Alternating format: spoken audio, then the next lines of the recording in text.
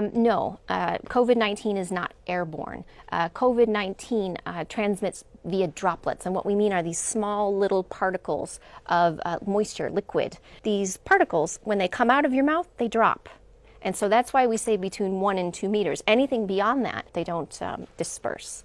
So no, it's not airborne. It's through close contact and through respiratory droplets. But the one thing I should say is that in healthcare facilities, we do tell healthcare workers that when they are treating patients, very sick patients, where they have to intubate them, and sometimes you have particles that could be dispersed much further than just that 1 to 2 meters.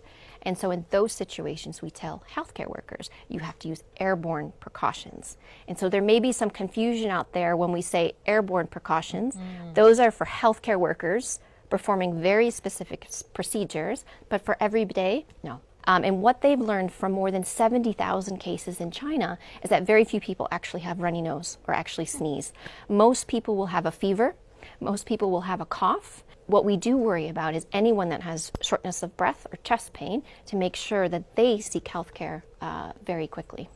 So I'm not aware of any evidence that this virus transmits between pets and people. There's a lot of investigations that are underway. They have not found this virus in an animal yet, in the zoonotic source of what we believe initially, that this outbreak began with people who were in contact with wild animals, not pets. But we have no evidence of this virus in pets, and no evidence of this virus transmitting between pets and people. I think you can use swimming pools just fine. Many swimming pools have chlorine in them, and we haven't heard of any transmission happening in swimming pools. So there are some studies that are ongoing right now that look at virus survival. We don't have the full results yet, but what we know from other coronaviruses like SARS and like MERS is that on packages, on certain like cardboard materials, that it doesn't last very long. What is important, though, on certain other surfaces like plastic, that the virus can be inactivated by disinfectants.